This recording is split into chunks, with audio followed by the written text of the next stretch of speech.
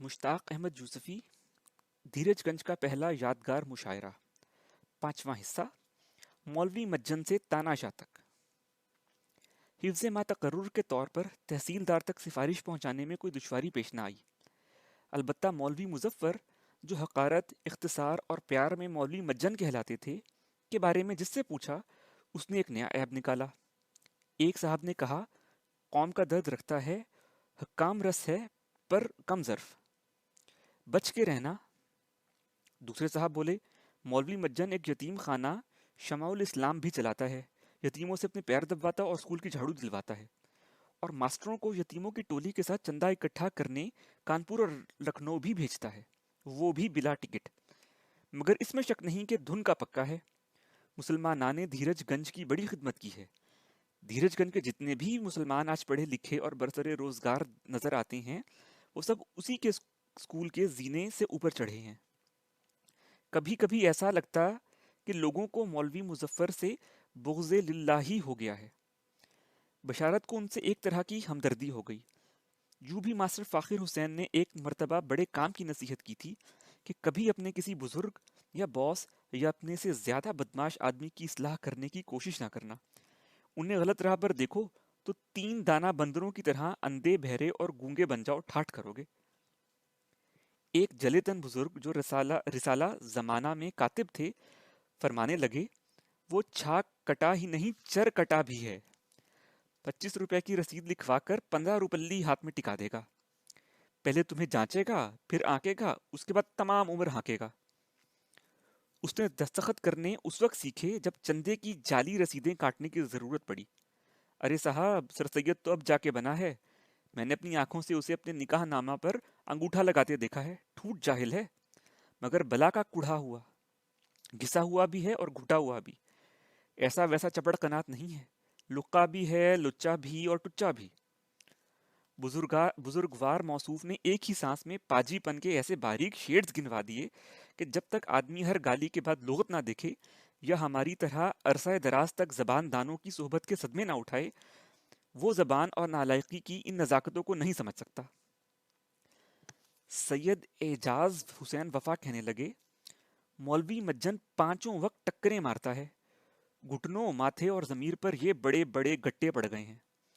थानेदार और तहसीलदार को अपनी हुस्न इखलाक, इस्लामी जज्बा अखुवत व मदारत और रिश्वत से काबू कर रखा है। दमे का मरीज है, 5 मिनट में 10 मरतबा आस्तीन से नाक पूछता है। दरअसल उन्हें आस्तीन से नाक पूछने पर इतना एतराज ना था जितना इस पर के आस्तीन को अस्तीन कहता है, यखनी को अखनी और हौसला को हौंसला।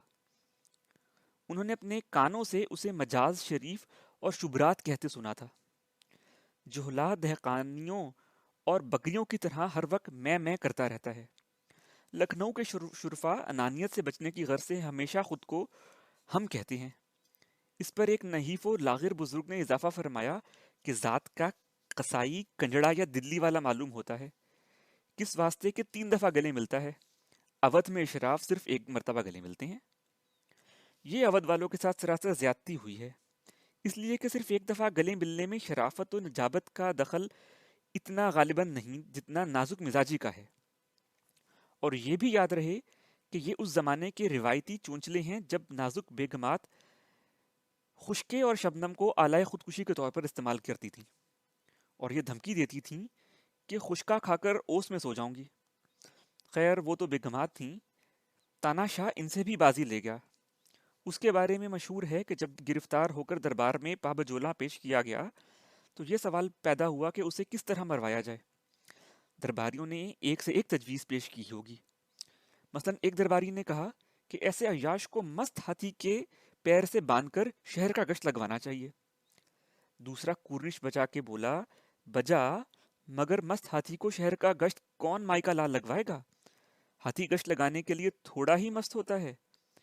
अलबत्ता आप तानाशाह की अय्याशी की सजा हाथी को देना चाहते हैं तो और बात है। इस पर तीसरा दरबारी बोला, तानाशाह जैसे अय्याश को इससे ज्यादा अजियतनाक सजा नहीं हो सकती कि उसे मुखन्नस करके उसी के हरम में खुला छोड़ दिया जाए। एक और दरबारी ने तजवीज पेश की कि आंखों में नील की सिलाई फिरवाकर अंधा कर दो। پھر قلعہ گوالیار میں 2 سال تک روزانہ نہار منہ پوست کا پیالہ پلاؤ تاکہ اپنے کو دھیرے دھیرے مرتے ہوئے خود بھی دیکھے۔ اس پر کسی تاریخ دان نے اعتراض کیا کہ سلطان ذی شان کا تانا شاہ سے کوئی خون کا رشتہ نہیں ہے، یہ سلوک تو صرف سگے بھائیوں کے ساتھ روا رکھا جاتا ہے۔ ایک شقی القلب نے کہا کہ قلعے کی فصیل سے نیچے پھینک دو، مگر یہ طریقہ اس بات پر رد کر دیا گیا کہ اس کا دم تو مارے ڈر کے رستے میں ہی نکل جائے گا، اگر مقصد اذیت دینا ہے تو یہ پورا نہیں ہوگا۔ بالآخر وزیر نے، جس کا با تدبیر ہونا ثابت ہو گیا، یہ مشکل حل کر دی۔ اس نے کہا کہ اگر ذہنی اذیت دے کر اور تڑپا کر مارنا ہی مقصود ہے تو اس کے پاس سے ایک گوالن گزار دو۔ جن پڑھے لکھے لوگوں نے بگڑے ہوئے رئیس اور گوالن نہیں دیکھی، ان کی اطلاع کے لیے عرض ہے کہ مکھن اور کچے دودھ کی بو، ریوڑ باس میں بسے ہوئے لہنگے اور پسینے کے کھار سے سفید پڑے ہوئے سیاہ شلوکے کے ایک ہی بھپکے سے امراؤ رؤسا کا دماغ پھٹ جاتا تھا، پھر انہیں ہرن کے نافے سے نکلے ہوئے مادے کے لخلقے سونگھا کر ہوش میں لایا جاتا تھا۔